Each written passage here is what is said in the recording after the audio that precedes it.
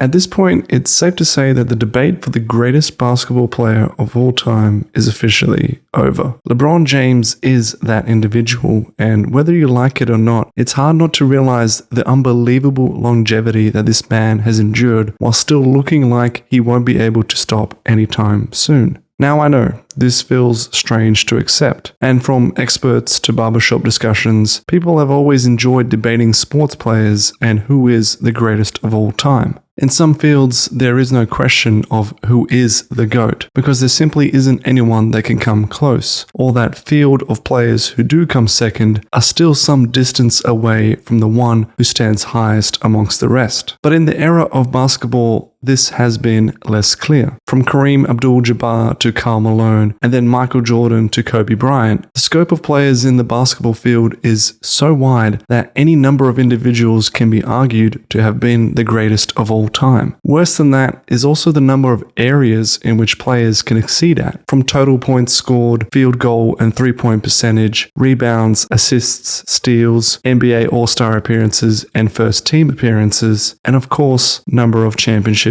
that they have won. With each new statistic to measure a player upon comes even more iterations of ways to place this player ahead of that one. Sure, he may have 15 All-Star appearances and 10,000 assists, but his field goal percentage isn't that high. Oh, is he in the top 5 total points scored of all time? Doesn't matter because he's only won one championship. And so on and on, the debate has raged throughout the era of basketball, and I for one find it truly fascinating how it still continues to rage on. But it also frustrates me because most of the discussions seem, one, endlessly pointless because they almost always go around in circles and end up nowhere, but two, there's a clear point of view that I feel like most are just missing, and it isn't that LeBron James is the greatest so that we should stop arguing full stop. Moreover, I want to present the case that the greatest of all time when it comes to basketball is a title that once certain markers are met, will shift with each generation. Let me explain.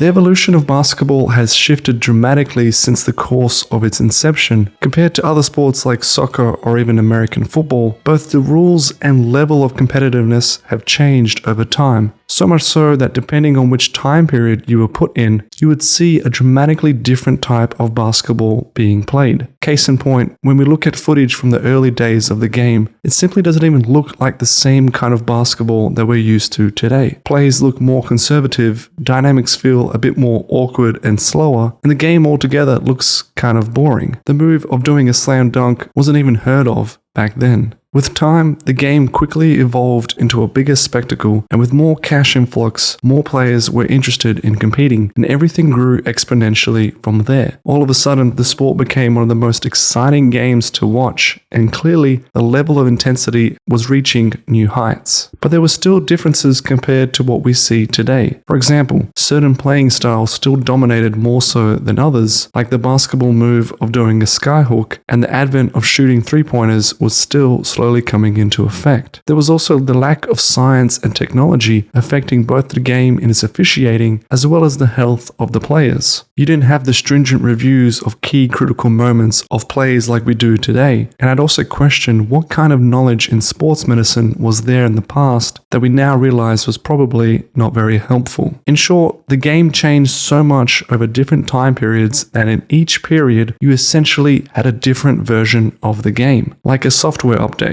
It's still ultimately a smartphone, but over time, it's clearly not the same one it used to be. Which brings me to understanding the kings of the game at each different time period. Because for every iteration of the game, there was someone who dominated so much in that period that then set the standard for the next, and so forth. This is why I argue that the title of being the greatest player of all time shifted hands from players like Kareem Abdul-Jabbar to Michael Jordan to then Kobe Bryant, and eventually the current successor in LeBron James. Each was playing at a higher level, but importantly, they had to have been dominant in their respective time periods, and no time period was created equal with another. What I mean by this is that if you place Kareem in today's game, I'm not sure he would be as great as he once was. It's just so different, and even with all of his talents, we have to recognize that the level of competition he would be facing would be so much higher than what he saw in the past. Because with every year that passes, it gets harder and harder to play the game game at the same level. That's why I believe in the opposite effect of having a low-level skilled player of today, say someone ranked at the bottom of the current NBA roster, and placing him in the early days of the game where it first started and watching him absolutely destroy the rest of the field. But I also want to add that while the title may shift from period to period, there should still be a requirement for certain markers to have been met, indicating a player's ability or level of dominance in a certain period. I say this caveat otherwise, just because someone is born later in life and past LeBron James's period of playing doesn't necessarily mean he can be considered the greatest of all time if he's still playing terribly. It stops someone from being average later in the future being compared to as great to what came before him solely based on the idea that the future's competition is always harder. Yes, I believe that is true, but I also believe that since we're talking about the greatest of all time, you have to accomplish the same, if not higher achievements relative to what your counterparts did so in the past. This is where it gets a little bit murkier because you can agree or disagree on the metrics to measure, but to be considered the greatest of all time, I believe the first and foremost feature is the total number of points scored, and that you must break the previous record held by your predecessor. If you can't score more points than what was in the past, then I don't think you can be considered great in an all-time scale. Full stop. Secondly, I believe winning a championship, if not multiple championships, is a necessary requirement. However, I also see that this feature is a lot more out of a player's control compared to the number of points that they have scored, because it is a team sport, which is why I wouldn't say a player needs to have an equal amount of championships compared to their predecessors. Just because Michael had 6 doesn't mean you need to match that same number in the future, but you do need to win at least one. Everything else in terms of categories will likely come as a byproduct or a secondary feature of reaching these two important metrics, which is why I argue that LeBron James has far and wide been the most dominant player of any period we've ever seen, and why he ultimately is the greatest of all time. Once he broke Kareem's scoring record, he was already the greatest, but when he joined the 40,000 club as the sole individual, it was a done deal. At age 39, LeBron is simply doing things his predecessors have never been able to do, or even looked close to doing so. In contrast, Michael was retiring at that same age, while others were playing off the bench. For LeBron to be still leading the total number of points scored, while having won multiple championships and threatening to win a potential one more, and still be considered the best player on a high-level performing NBA team in a competition that is one of the most lucrative and hardest to get into, the debate is simply over. Until someone in the future can do what he's done, and importantly, break whatever his final tally of points record will be, in my opinion, he will always be the greatest of all time.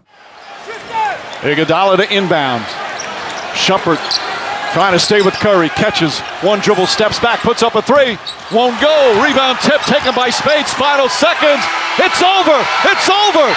Cleveland is a city of champions once again. The Cavaliers are NBA champions.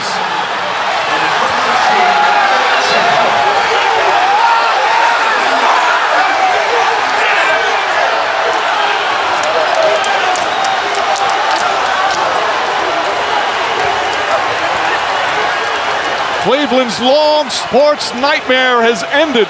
The drought is over. 52 years. Time to celebrate a title. And the emotions for LeBron James, who delivers on his promise to come home and bring a championship to his beloved hometown.